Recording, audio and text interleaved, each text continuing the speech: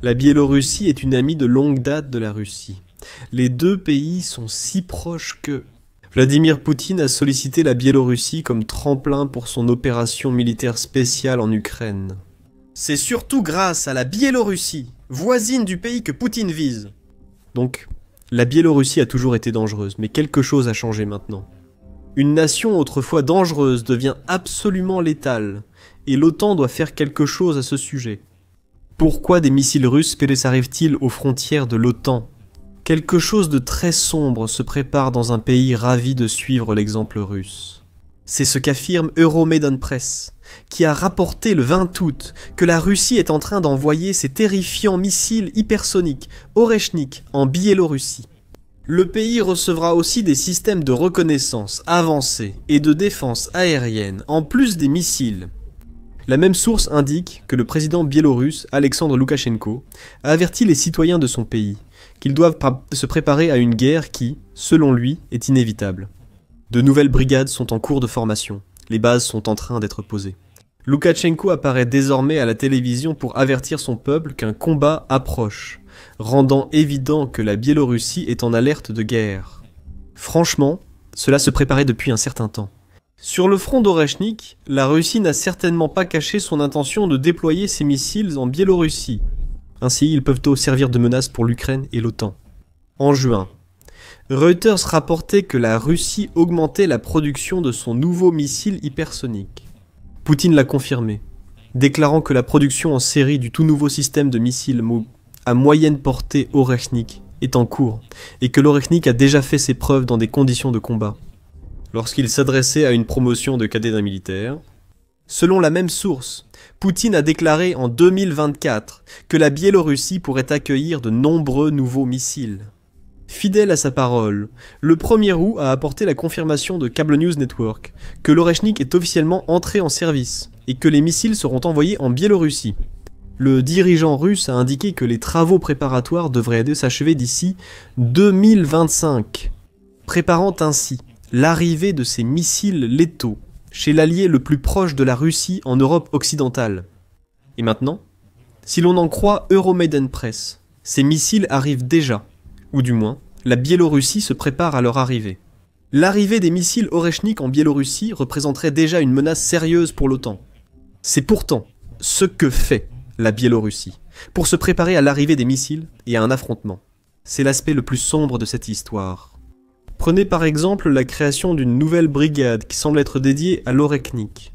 Le 6 août, la Nouvelle Voix d'Ukraine a rapporté que la Biélorussie est en train de créer une nouvelle brigade d'assaut aérien qui fera partie des forces spéciales du pays. Cette brigade sera stationnée presque à la frontière avec l'Ukraine, et il se trouve justement qu'il s'agit d'un régiment de missiles solaires. Ou missiles solaires. La création de cette brigade n'est pas une spéculation. Le commandant des forces spéciales biélorusses, Vadim Denisenko, l'a déjà confirmé, déclarant « Une décision a été prise de renforcer le secteur sud. Aujourd'hui, c'est pour ainsi dire la direction la plus agitée, qui nous maintient tous en alerte. Il a donc été décidé de créer une brigade d'assaut aérien distincte. La brigade, ajoute-t-il, est déjà prête à 70% et sera opérationnelle d'ici la fin de 2025. Il y a donc des missiles hypersoniques et une brigade spécialement conçue pour utiliser ces missiles qui arrivent en Biélorussie.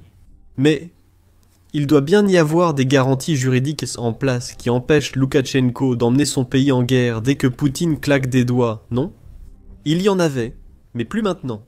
Au moment où Denisenko annonçait la création de la nouvelle brigade de défense antiaérienne du Bélarus, de nombreux événements se déroulaient en coulisses avec les législateurs biélorusses. En août, la chambre basse du Parlement a reçu du ministère biélorusse de la défense des projets d'amendement intitulés « Sur les amendements aux lois relatives à la sécurité militaire et à la défense ». Ce projet aurait aussi pu s'appeler « Modification de la loi biélorusse » pour que nous puissions combattre lorsque Poutine l'ordonnera, car chaque amendement proposé semble conçu pour faciliter l'entrée en guerre de la Biélorussie. Parmi les amendements, un nouveau cadre juridique permet au ministère de la Défense d'annoncer une mobilisation à tout moment. L'Institut Lansing indique que cette loi ferait de toute agression contre l'État de l'Union un motif pour la Biélorussie d'entrer en guerre. Faites attention au fait que le terme utilisé ici est « État de l'Union » et non « Biélorussie ». L'État de l'Union désigne la coopération entre la Biélorussie et la Russie. Pour rappel, il s'agit d'un seul pays, bien que la Biélorussie garde son propre précédent de plus en plus factice. Cet amendement précise qu'une attaque contre la Biélorussie ou la Russie permet à la Biélorussie de se mobiliser et d'imposer la loi martiale à ses citoyens. Maintenant, réfléchissez.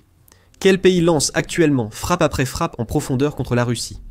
En 2025, la stratégie ukrainienne visait surtout à affaiblir la Russie par des attaques de drones en profondeur sur son territoire.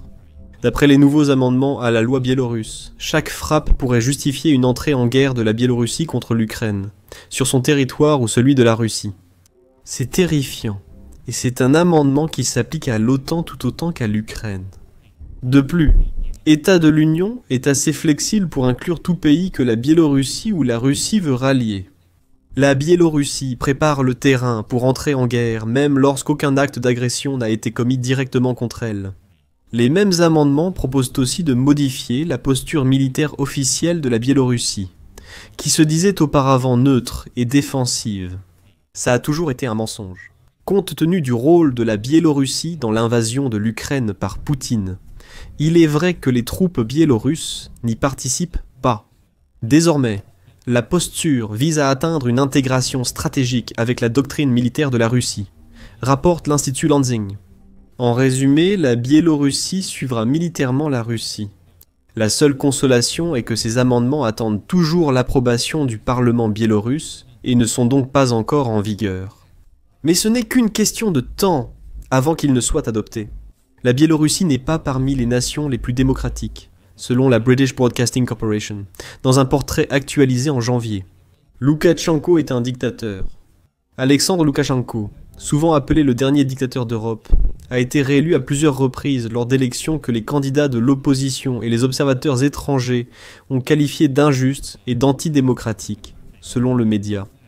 Il souligne que Loukachenko est président du Bélarus depuis 1994 et qu'il a remporté sa 7e campagne présidentielle consécutive en janvier de cette année. Au Bélarus, Loukachenko ne tolère aucune dissidence. Prison, exil ou mort attendent l'opposition. Sachant cela, pensez-vous vraiment que le Parlement biélorusse rejettera des amendements juridiques du ministère de la Défense de Loukachenko? Bien sûr que non. Ces amendements sont déjà des lois, sauf le nom, et ils deviendront tous officiels très bientôt. D'autres signes indiquant que la Biélorussie se prépare à un affrontement incluant les exercices militaires Zapad 2025 prévus pour septembre et qui se dérouleront entre la Biélorussie et la Russie. Ces exercices ont un passé.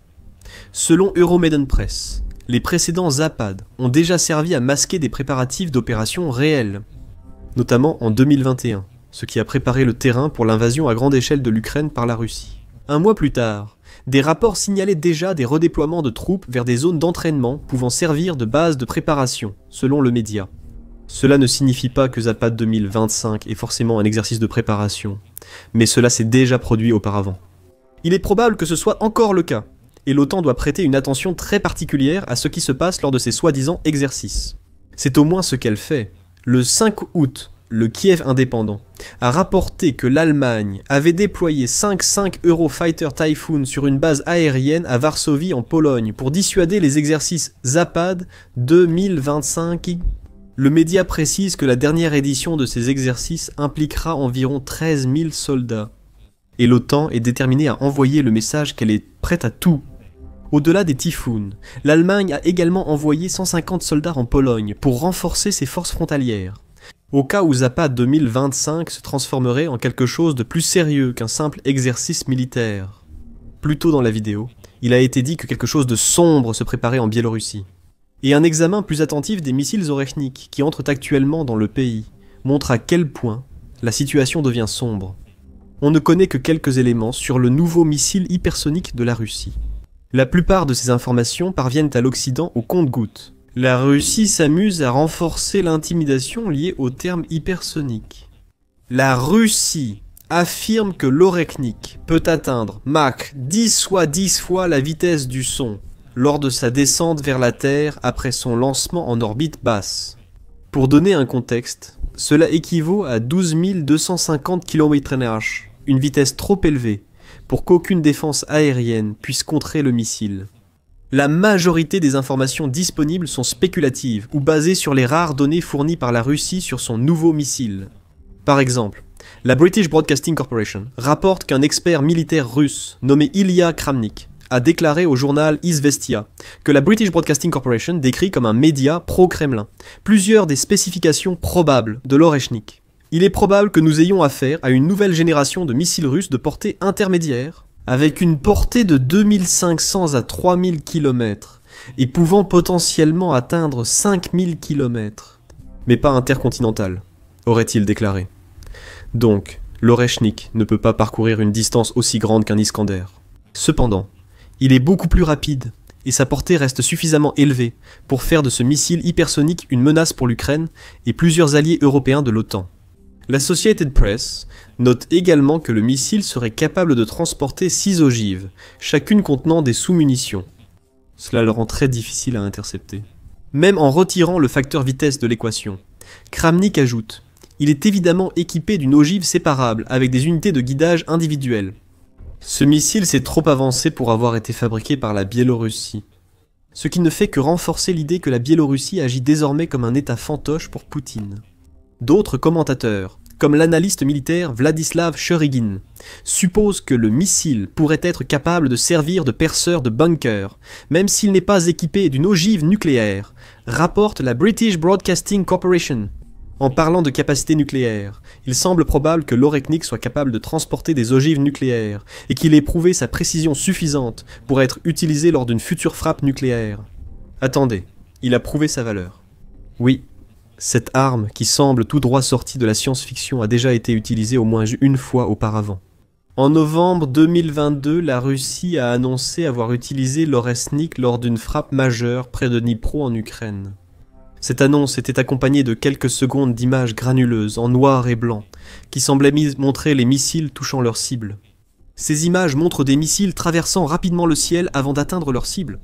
Ce qui suggère que la Russie n'exagère peut-être pas sur la vitesse de l'Oreshnik, même si elle laisse le monde spéculer sur les autres capacités du missile. Ce qui s'est passé à Dnipro n'était pas un test, mais un avertissement de Poutine à l'Ukraine et à l'Occident.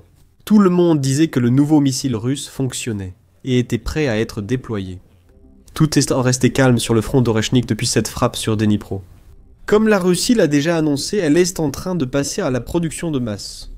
Cependant, ces missiles se dirigent vers la Biélorussie, avec toute une série d'autres problèmes qui émergent dans un pays que Poutine contrôle pratiquement à ce stade. Et il y a plusieurs raisons pour lesquelles l'OTAN doit s'inquiéter de ces évolutions inquiétantes. La première de ces raisons est simple. Les missiles hypersoniques sont un problème, un énorme problème. Ni l'OTAN ni l'Ukraine ne possèdent de défense aérienne apte à stopper le missile hypersonique russe. La Royal Air Force du Royaume-Uni l'a clairement indiqué dans un rapport de recherche sur la défense rédigé par le commandant d'escadre Matthew Smith. Bien que Matthew Smith affirme que l'apparition des missiles hypersoniques ne bouleversera pas l'équilibre des forces militaires entre la Russie et l'OTAN, il considère qu'ils représentent une menace à laquelle il faut répondre. Actuellement, l'OTAN ne dispose pas de la capacité d'intercepter les missiles hypersoniques. Bien que des systèmes comme le Terminal High Altitude Area Defense Forward Area Air Defense des États-Unis puissent offrir une base sur laquelle développer une telle capacité. Smith écrit « Le Forward Area Air Defense est le meilleur système défensif de l'Occident, mais cela reste insuffisant. » En mai 2023, le général de l'armée de l'air Glenn D. Von Hurt a témoigné devant la sous-commission des forces stratégiques du Sénat, réitérant les problèmes des missiles hypersoniques. Les armes hypersoniques sont extrêmement difficiles en moco à détecter et à contrer en raison de leur vitesse et de leur maniabilité, de leur trajectoire de vol basse et de leurs trajectoires imprévisibles. Van Herk a déclaré à la commission « Le principal risque pour les États-Unis vient de notre incapacité à évoluer au rythme de l'environnement stratégique en mutation. » En d'autres termes, l'OTAN ne sait pas encore comment contrer les missiles Oreshnik. Et cela fait de la Biélorussie une menace majeure maintenant que ces missiles sont stationnés sur son territoire. L'Oreshnik peut facilement parcourir une distance suffisante pour atteindre n'importe quelle cible en Ukraine depuis la Biélorussie. Il peut aussi atteindre les États baltes, Estonie, Lettonie et Lituanie. Beaucoup d'observateurs pensent que ce sera la prochaine cible de Poutine s'il remporte la guerre en Ukraine. En fait, pratiquement tous les pays d'Europe sont désormais menacés. Selon Distance from 2, La distance entre la France et la Biélorussie est de 1250 miles à vol d'oiseau. C'est conforme à la fourchette suggérée par Ilya Kramnik, ce qui fait de la Biélorussie une menace nucléaire pour toute l'OTAN européenne. Maintenant, au-delà des capacités du missile, il est également difficile d'ignorer le fait que l'alliance entre la Russie et la Biélorussie se resserre plus que jamais. Les modifications des cadres juridiques biélorusses, qui permettent essentiellement à la direction du pays de se mobiliser si la Russie est attaquée, en sont la preuve.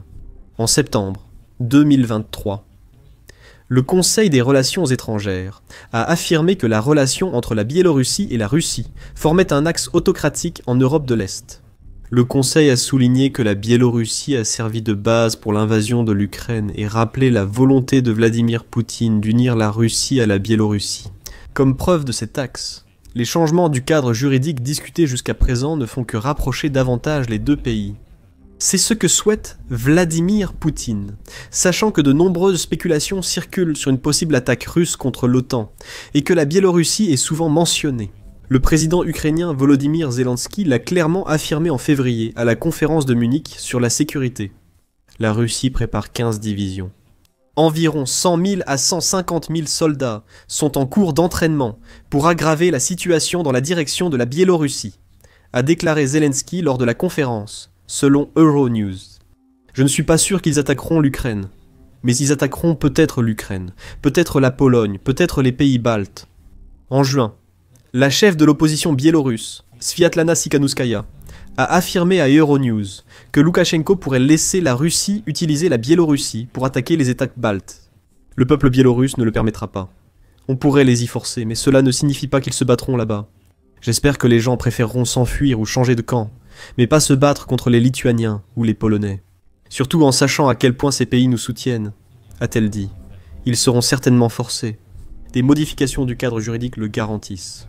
Reste à voir si Tsikhanouskaya a raison au sujet de ses compatriotes qui refuseraient de se battre, même si la force demeure.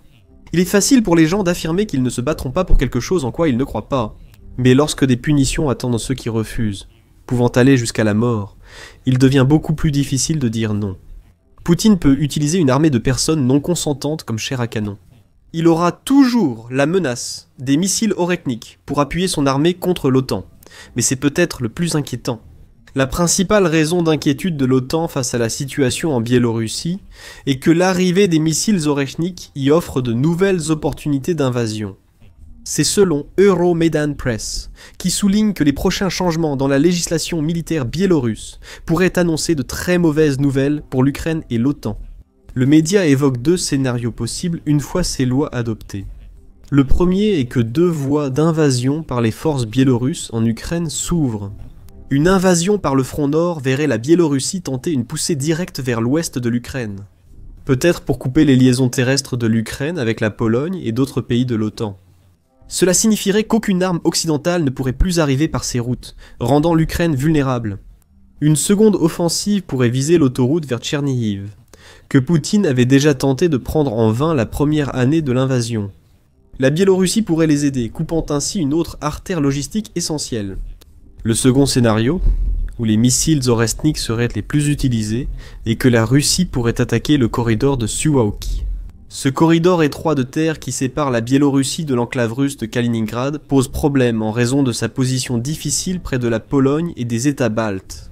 Si la Russie prend le corridor de Suwałki via la Biélorussie, elle relie Kaliningrad à son territoire, créant un couloir logistique pour soutenir une invasion d'un État balte. Le flanc et de l'OTAN serait ainsi divisé en deux, et cette division pourrait suffire pour que les forces combinées de la Russie et de la Biélorussie s'emparent de territoires avant que l'OTAN ne puisse réagir. C'est une situation que l'OTAN ne peut pas permettre. C'est pourquoi il est impératif que l'Alliance de défense collective agisse face au problème des missiles hypersoniques et à tout ce qui se passe en Biélorussie. Ce que cela finira par être reste à voir. Mais l'OTAN ne peut pas permettre que les troubles qui couvent actuellement en Biélorussie dégénèrent, alors que l'avenir de l'Ukraine, des États baltes, et peut-être même de l'OTAN elle-même, est en jeu. La Pologne ne peut ignorer la situation actuelle avec la Biélorussie et la Russie. Les tensions montent, et quelque chose de sombre se passe à la frontière russo-polonaise en ce moment même. Regardez notre vidéo pour en savoir plus. Si vous avez aimé cette vidéo, Abonnez-vous à The Military Show pour suivre l'actualité en Biélorussie.